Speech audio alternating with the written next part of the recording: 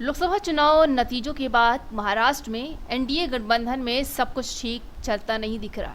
पिछले एनसीपी ने केंद्रीय राज्य मंत्री के पद पर ऑफर ठुकरा दिया और अब उसके नेता भाजपा पर ही हमलावर है। दरअसल महाराष्ट्र के मंत्री और एनसीपी नेता छगन भुजबल ने भाजपा की सीटें कम होने पर हमला बोला है।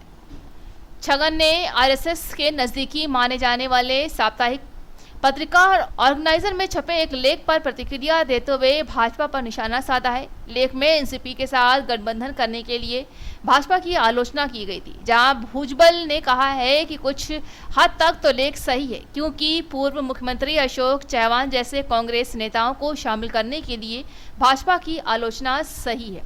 एनसीपी नेता ने कहा है कि लोकसभा चुनाव में हमें 48 सीटों में से सिर्फ 4 सीटें दी गई हैं। उन 4 सीटों में से 2 हमसे छीन ली गई हैं, तो इन 2 सीटों रायगढ़ और बारामती में से हमने 1 सीट जीती है। और अब कोई कैसे कह सकता है कि हमने 48 सीटों पर चुनाव लड़ा है, हमें सिर्फ 2 सीटें मिली हैं। क्या कर रहा है?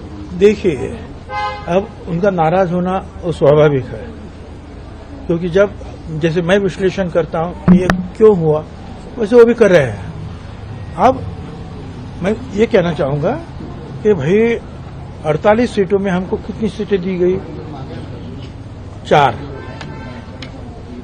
और 4 में जो है 2 सीट जो है वो तो जो शिरूर जो है वो शिंदे साहब का आदमी उधरा के, और वो बाकी दूसरा क्या है वो परमनी, वो भी उन्होंने कहा कि एक धनगर समाज को देना चाहिए जानकर को। तो हमारे पहले में आए 2 सीट, एक रायगढ़, दूसरी बारामती। एक जगह हम जीत गए, एक जगह हम हार गए। अब उससे कैसे आप बोल सकते हैं कि 48 सीटों पर परिणाम हुआ?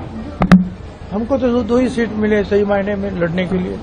दूसरी बात, ये मानता हूं कि थोड़ी सी जो है पीछे हाट हुई है, मगर ये देश में दूसरे राज्यों में भी तो ये हुआ है।